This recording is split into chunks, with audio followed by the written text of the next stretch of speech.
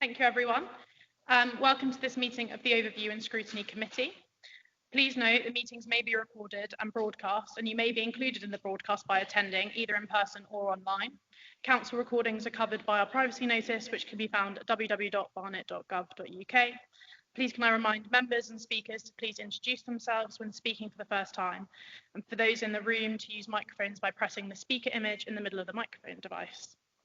Please note that one appendix for item 9, Safer Communities Partnership Board, Annual Report 2025-26, and the report for item 11, Overview and Scrutiny Work Programme 2026 to 27, were published as late papers. Under section 100B of the Local Government Act 1972, I'm of the opinion that the report should be considered as a matter of urgency as a result of special circumstances, which are that the reports were under development at the time of the agenda, and that the committee would like to consider the reports at this meeting. Right, that's all the admin out of the way. Before we formally start the meeting, I would first like to thank our previous chair, Councillor Weisel, for her time as chair. And I'm very pleased that she will be joining us as vice chair for the following year. This is my first time chairing a committee, so please be patient with me today. I'm really looking forward to working collaboratively and cross-party and as a critical friend to the council and cabinet. I do want to make sure that everyone has a time to ask questions today. So with that in mind, I would ask that when asking questions and introducing reports, that comments are kept concise. We also have a lot of new councillors on our committee today, which is really exciting. And it's nice to have some fresh perspectives on the committee. But therefore, if any of the new councillors have any questions as we go along about procedure or anything else, don't hesitate to ask, especially as we're all doing this first meeting together. So with that, I'll start the meeting.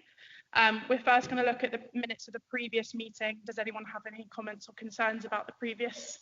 Perfect. I can sign them then.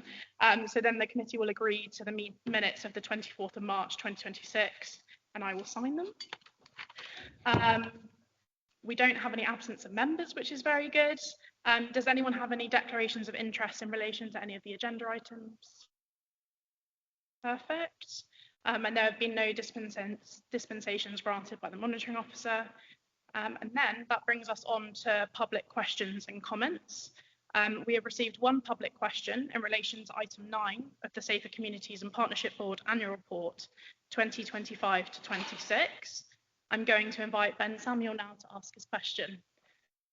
Whenever you're ready, Ben. Thanks, Lucy. Welcome to chairing. I did see how hard you've been scrutinising the votes in Edgware with your ward colleagues. So, if no one else cares about your ward. So we had this event in Edgware. I did kind of write a bit about it. I wrote to the council, giving my reasons why I was there, to protest peacefully. My intent was not to intimidate. In fact, my experience and the experience of 100 others is we were intimidated. We felt intimidated. And that was kind of the design, if you like, of the event. If you believe in a higher power and a grand design, like you have us in the corner on the pavement, you have maybe 1,000 to 2,000 people stirred up by social media into believing that they are fighting against anti-Semitism, blocking the Edgware way, or standing in the, jumping over barriers and stuff. Sorry, do you want to give the answer first? So I've actually asked for Councillor Conway to give your answer. I think she'd be best placed. If I could pass it over to Councillor Conway, please. Thank you. Thank you, thanks, and hi Ben, good to see you here again. I know we've been in email correspondence about this, and my advice was very much to contact the police because the police lead on public order issues. So I'm actually going to hand over to them at this point. I think they have given an answer, but I know they're online. Thank you. Thank you, Councillor, and thank you, Mr. Samuel, for your question. Just an introduction, I'm Acting Chief Inspector Tom Hinson. I am part of the Barnet Community Policing team. There's an empty chair to my right, which is for Acting Superintendent Paul Condren. He will be joining us shortly. Unfortunately, was called away to deal with a live matter. In regards to your question, Mr. Samuel, from the policing perspective, for us, this isn't the forum to talk about and dissect the policing response in general. But what I can say is that during that particular event, police did make 14 arrests, and that was across kind of like both sides of the protest. And if you are aware of anyone that was suffered as a victim of crime in relation to that protest, then I encourage them to report it directly to us so that we can investigate that. Thank you. Thank you for your answer. Do you have a supplementary question you'd like to ask? Yeah, I do. So, yeah, I'd like to say that the people that attacked us, you know, whether they self-define as right wing or just right or far right, you know, one of my kind of last posts on Nextdoor before I was put in Nextdoor jail for a few weeks was that my friend was punched by the far right, and the response I got was a left or a right hook, right? So from his perspective, he doesn't care whether it was a left or right hook. He's not aware, he wasn't conscious when, you know, when he was concussed or whatever. So we fear for our safety. We should be protected by the police. And to be honest, I'd rather not have been here, but these events have been taking place. You know, if one comes back in future, you know, there could be serious disorder. There could be prescribed organisations like the EDL present. So I guess my question is, what's the council and partners doing to protect our freedoms? I didn't actually catch the last bit of this because of the aircon behind me. What did you say? What's the council and partners doing? To protect our freedoms. It would be easier talking without the mic sometimes as well. We'll be talking later, I would imagine, about the programme that the council will be doing on tackling anti-Semitism and promoting cohesion. And I think some of how people have difficult conversations is something we'll very much be looking at in our schools and other spaces across the communities. In terms of this issue, if you have specific stuff, as I suggested, I would feed it into the police, because I know that there is a general learning from all of these things when they happen, and that it was a very difficult day for many across the Jewish communities, all our communities, and for the borough. So thank you. Thank you both. The next item, there's no members' items that have been received, but the next item is a petition that was submitted to the Head of Governance on the 2nd of June 2026, entitled Hendon Parklet Petition. The petition has received 522 signatures from Barnet citizens. In accordance with the petition scheme, at the time the petition was received, the petition is required to be reported to the Overview and Scrutiny Committee for consideration. Therefore, I would like to invite Councillor Alex Prager to present his petition. You have 3 minutes. Thank you, Chair, and I'd like to congratulate you on your new role here and welcome all the new councillors to this committee. So I served for 4 years on the Overview and Scrutiny Committee until I was unceremoniously bumped off to be replaced by some of you. So I guess I can welcome you to the committee even though I'm no longer a member. I do wish you luck with it. It's a huge responsibility on this committee. None so much, obviously, as the first item that you're here to listen to, which is the Hendon Parklet petition. I've printed out a few and I've circulated them to members of the committee. As Councillor Wakely alluded to, there's now over 550 signatories on this petition, which basically are all in agreement that the Hendon residents don't want this parklet here in our ward. Quite uniquely for a local petition, over 88% of the respondents are Hendon ward residents. And if you look through what I've done on the printouts, is I've kept the postcodes in of the signatories, and you'll see that almost 100% of residents signatories live within 1 mile of this location, which is, having seen a number of petitions over the last 8 years as a councillor, that is quite unique for a local petition. It's not people in Brighton and other areas signing it. They to the reports on the agenda, and we're going to invite everyone to come up and give their reports. Councillor Thompson, you have 3 minutes to ask your questions, so feel free to ask them all in one go, and then we can do answers after if that works. Thank you so much. please give me a little bit of grace. So the first two questions relate to the community cohesion update, Appendix C. The report acknowledges that to maintain community cohesion following global events, it is key to build on listening and trust. Before the Great Israeli Real Estate event, concerns had already been raised by residents and more than 100 MPs and peers and the Mayor of London. Credible legal organisations notified the Met Police and the Council that there were potential offences under multiple UK and international laws and asked the police to consider seeking a serious crime prevention order.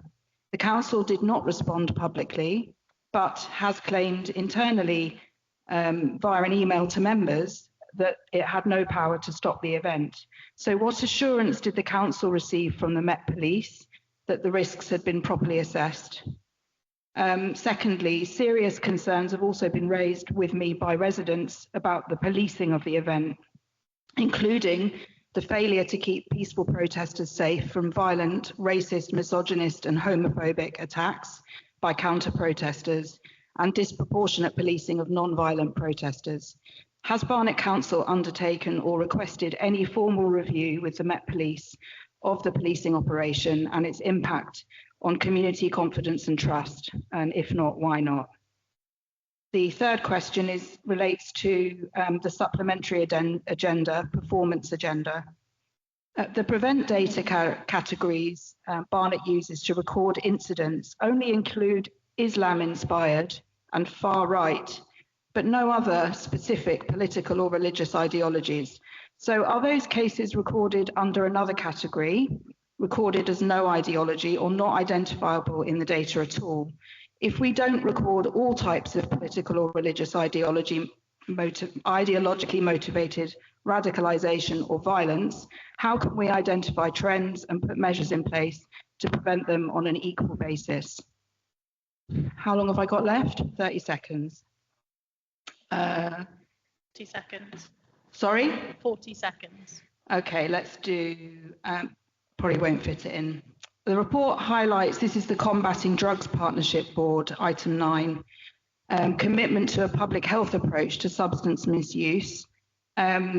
Much of the casework I receive concerns clearly vulnerable adults openly using drugs in our streets and public spaces, and it's often connected with homelessness, poor mental health and addiction. These individuals clearly need support. Has the Combating Drugs Partnership considered supervised consumption facilities or similar evidence-based harm reduction approaches used elsewhere as part of its response? And if not, what additional measures are being considered to tackle visible street-based drug use? Sorry, Councillor Thompson. Yeah. Sorry, I tried to let you finish. That's your all question. right. Thank you. Councillor Conway, are you happy to answer some of those questions? And if any, you want to refer to the police? I am, yes. I think it would have been helpful to know that that bit was happening because I thought we were going to do this as we normally do it, but it's fine. I've taken notes, sorry. And I could hear you despite this, which is a miracle. So thank you for coming along. Just in terms of, I was scribbling notes as you were talking. In terms of community cohesion, it's a much wider programme of work. This borough, I mean, I was going to talk about this when I introduced what we're talking about. This borough has been under unprecedented threats, sadly and unfortunately, from global terrorism, hostile states, etc. Our cohesion programme that we have been funded by the government to do is largely in response to that, and largely in response to targeting from outside of our borough, and is something that we have taken a lot of soundings from a lot of communities, Jewish, Muslim, Black, etc., over the years, and specifically fed that into where things felt that they were when we started having the conversation with government and others about how this borough was feeling. It has been a shocking year. In terms of the actual protests, the police assess risks on all protests and on all incidents that happen in this borough. And they are responsible for the policing of the events and obviously for community confidence, trust, etc. As I explained before, they do a review of this. We feed into that informally. The public can too. I mean, they're very open, accessible. They come to these meetings. I'd suggested to the resident in my ward that he contacted the police because the way, our partnership talks about learning by doing. It's very much founded on hearing voices, listening to the response and always trying to get better on things. And then just in terms of the next two questions, I'll do public health first because I think the team will want to say something on the prevent issue as well. In terms of public health, it very much informs everything we do. The group is chaired, the Combating Drugs Partnership Board is chaired by Councillor Moore, so it's actually health-led. I've been to some of those sessions too, Community Safety Go, Family Services. There's a lot of cross-working across the council, which also looks at things like the vulnerabilities of women and girls in particular within that as well. We've recently done some sessions where Change, Grow, Live have briefed housing providers on sofa surfing and very much how to keep people safer and recognise addiction within all of that and the vulnerabilities that are there. So I think it's something on that one I'd suggest that you're in touch with Councillor Moore and that we can pick up separately as well. As I say, we have the Commission Service Change, Grow, Live. I'm not sure, because as well as not being able to hear very well, I can't actually see the screen from here. So I'm not sure if Public Health are probably online. And yeah, and they may want to say something on that one. And just lastly, on the prevent and the categorisation, I didn't declare at the beginning because it's not really a conflict of interest, but for the Local Government Association, I chair their special interest group on countering extremism, which means I listen to councillors across the country about the different threats that people are experiencing in their area. And I also gave evidence to a select committee last year at Parliament about the way in which prevent is categorised everywhere and the work it's doing. That actually I'd really recommend reading the evidence from everyone for that, because it very much touched on is the system itself accurate for the challenges it's facing in terms of to Southport and dealing with different ideologies, the way in which there's the sort of no ideology category and mixed mental health and everything, and there's a lot to unpick there. So it's certainly something that this borough is very alive to. And keeps an eye on very closely. When we first came into office, actually back in 2022, I don't think there was any mention of the far right either. So it's something that we certainly keep an eye on and very much look at trends and evidence and the work that the team sitting next to me are doing. And I know Maggie would like to say something on the prevent. It is very, very well regarded in terms of recent independent assessment and that sort of thing. Thank you. Thank you. Is there someone from Public Health online who's happy to respond to the other questions?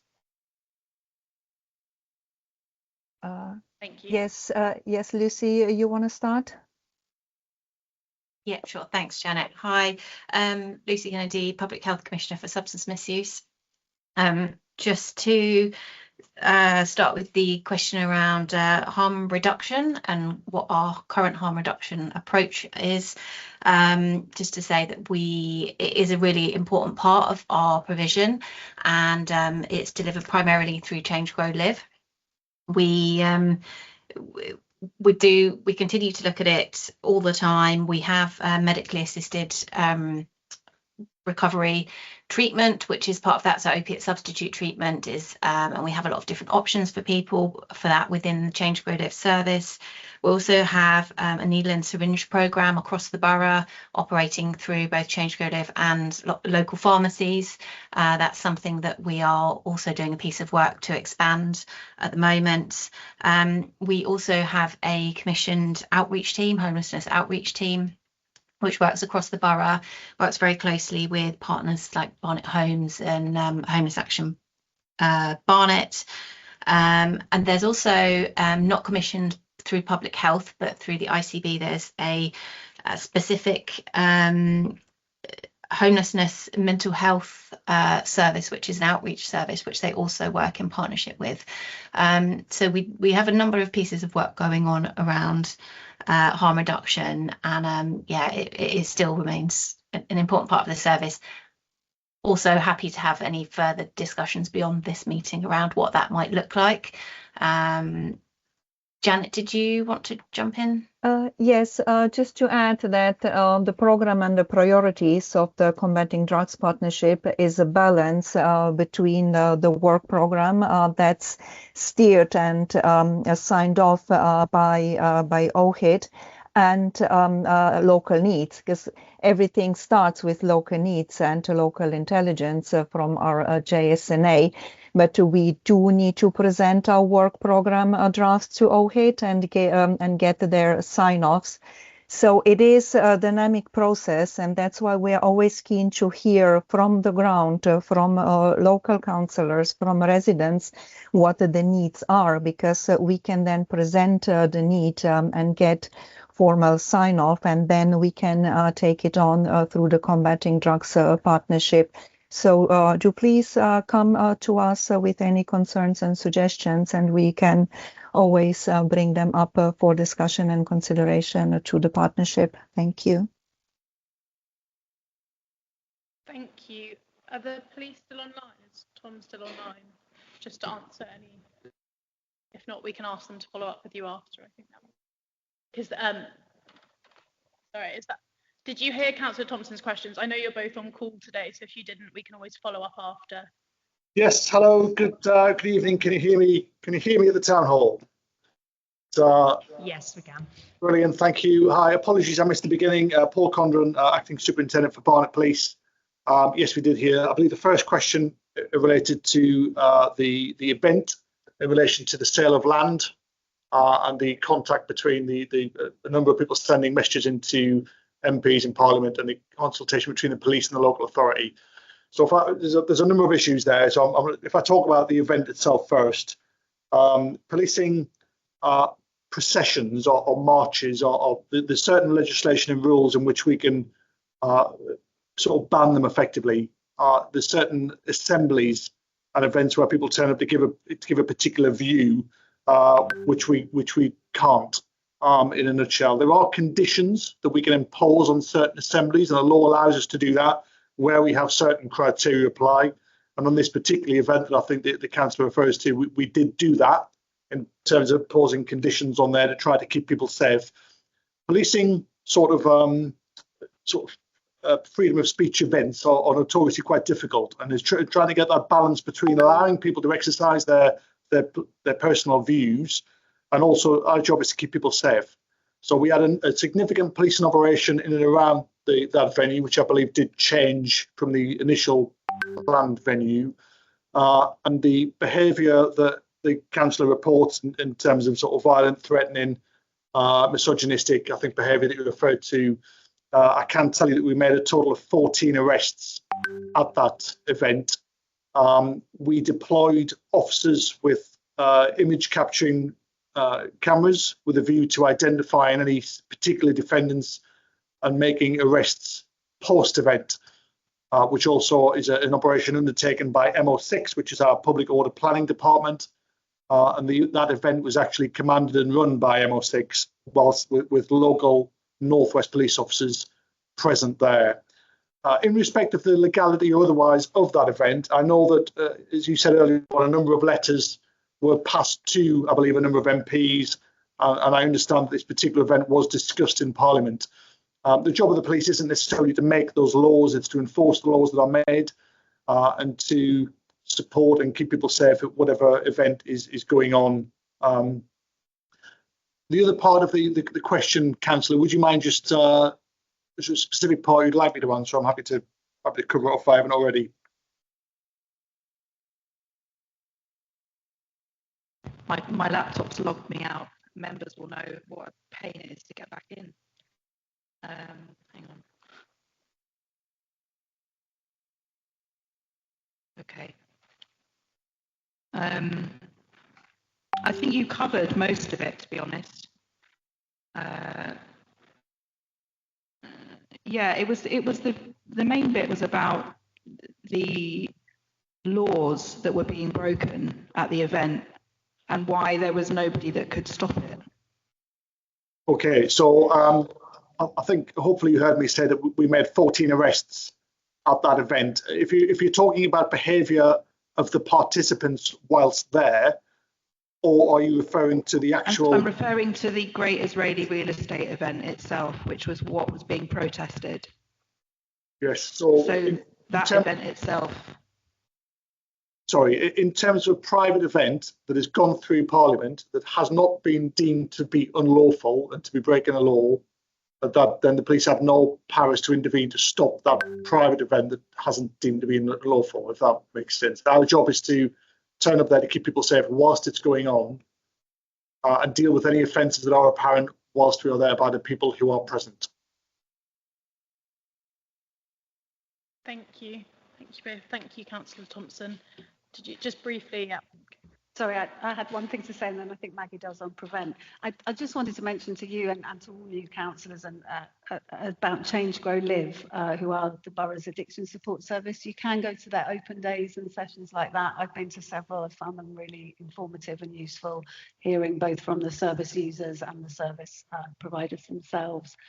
They do a lot of outreach work, and I guess I just wanted to highlight from people myself that I've come across that the police at every stage in certain work that was going on referred people to addiction support services, gave out cards, etc. The operation that I'm thinking of, 2 people out of 100 went down the addiction support route. They were offered it at every stage of the enforcement process as well. And the police did a lot of sort of work privately supporting them as well through their journey back in away from drugs and addiction. And I think also I was hearing from the police the other day in an area that someone had been inside for drugs use and things like that, and had got clean inside and actually thanked the police for saving their life, which is not, you know, I'm not waving a police flag here, but I'm just saying that what we try and do as a borough very much is to hold all of this together and hold people together to bring the services together with a really strong multi-agency approach for everybody that's vulnerable. I'd also recommend looking at our Change for You programme, which is being run over the next 3 years with MOPAC funding, which is very much about holistic support. It's not specifically for drug users and people, you know, that have been involved in that area, but I think there's quite a few people who have been, where there is support when they come out around housing, mental health support, etc., to really enable people to change their lives. So I think, you know, we all feel we can always do more, but there is a lot of work going on in that space too. I know one tends to hear about enforcement quite a lot, but behind the scenes there is this huge amount of work going on. And certainly what we'll be looking at going forward in terms of the community safety engagement is to have that wider reach across with the pop-up hubs and things like that. We've recently been doing sessions with youth outreach and others. So that sorry, I could talk about it forever, just so that everybody's aware. Yeah, I just want enough time for members of the committee to ask questions as well. Maggie, if you just respond quickly and then we can move on. Thank you. Yes, thank you. Thank you. Yeah, I just wanted to make it clear that those categories for the prevent referrals and reported channel cases are categorised by counter-terrorism policing nationally, and it's only what Barnet chooses. Sorry, it's not what Barnet chooses. Barnet doesn't choose those categories to report on for prevent and channel referrals, and it's that. Those there are other areas that are assessed, but those ones are the ones that are chosen because they basically give the overall picture of what our current counter-terrorism looks like, threat looks like. Thank you, Councillor Thompson, and thank you for the answers. I will now, the rest of, if any, no, we're not doing that. I've lost.